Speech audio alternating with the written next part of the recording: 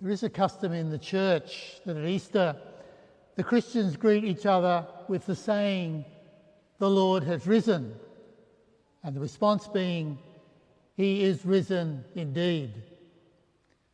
The inspiration for this greeting can be found in the moment when the two disciples who encountered Jesus on the road to Emmaus returned to Jerusalem to report their encounter with the risen Lord.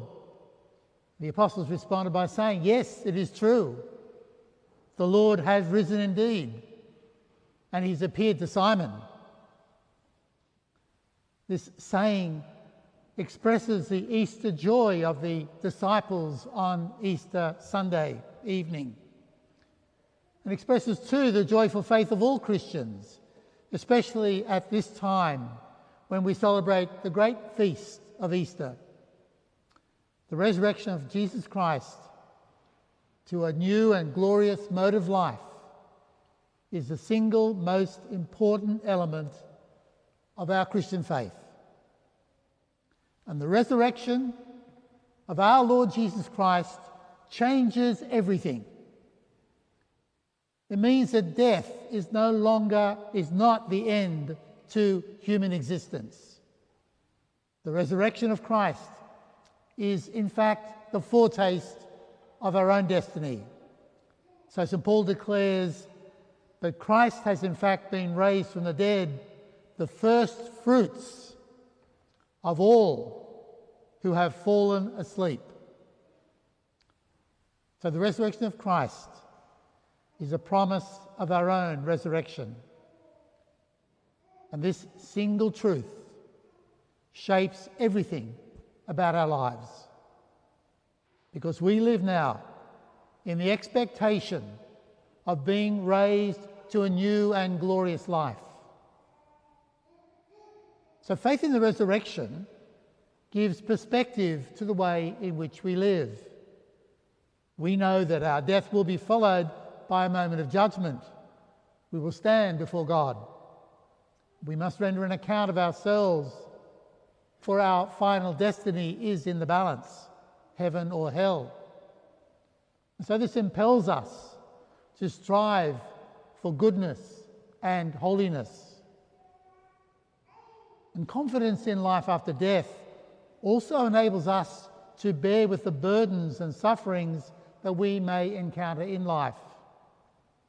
Christians aren't fatalistic, but fervently believe that good can come from all the trials of life, provided that we accept them trustingly in God and allow them to draw us into the mystery of redemption.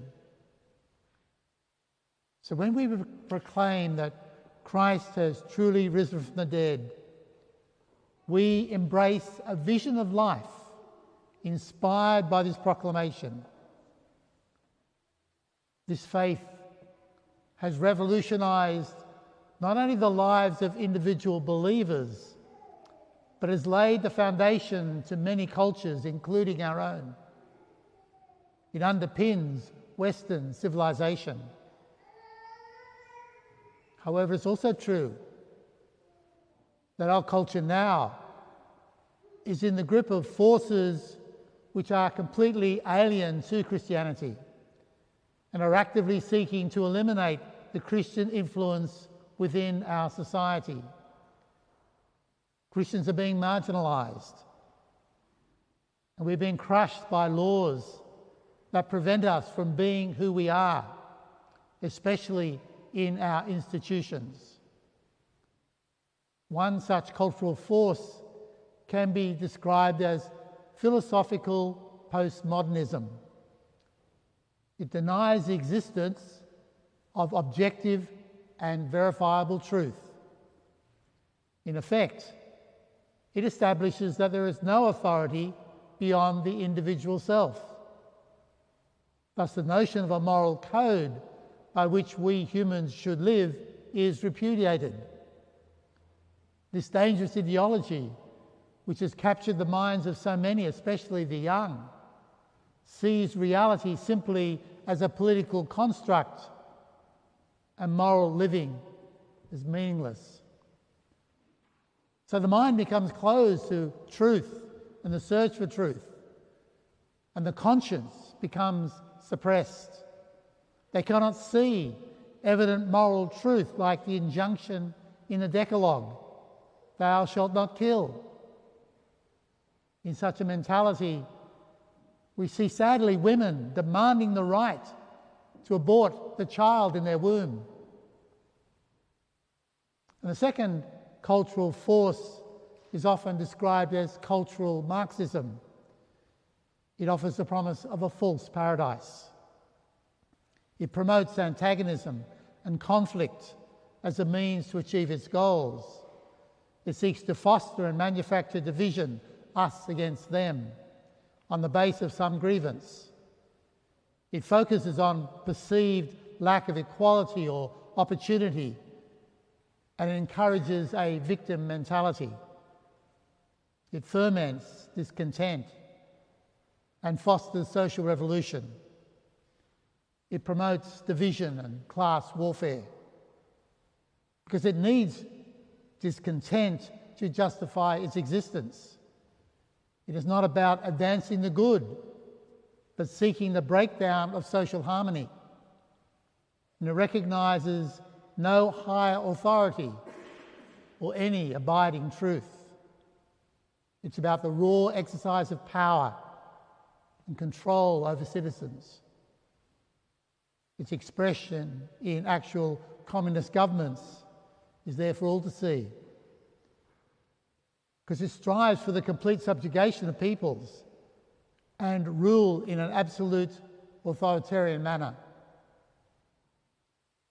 These two forces, now dominant in academia and among large number of activists, intersect to destroy the two great social institutions, preventing their complete control of society: the church and the family.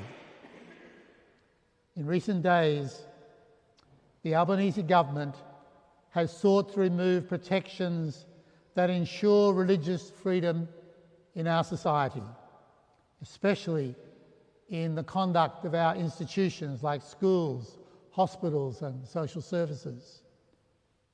He threatens to work with the Greens to remove the right for faith-based services to operate according to their beliefs and tenets.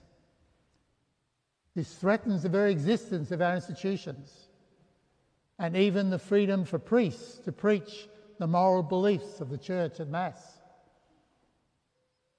We are facing a very real and existential threat to our very freedom to be who we are.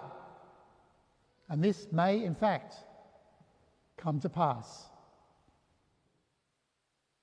Yet today, on Easter Sunday, we can declare to each other that the Lord has truly risen from the dead. And this has changed everything about human life, its meaning, its purpose, and its destiny. And we Christians always live in hope and in the confidence of the final victory of truth over deception.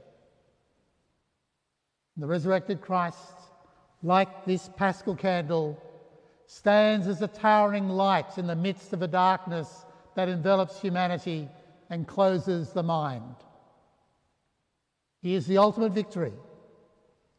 And in the resurrection of our Lord Jesus Christ, we are and always will be victorious. So despite all that disturbs us about the current direction of our society, today we declare with joy and with confidence, the Lord is risen. He is risen indeed.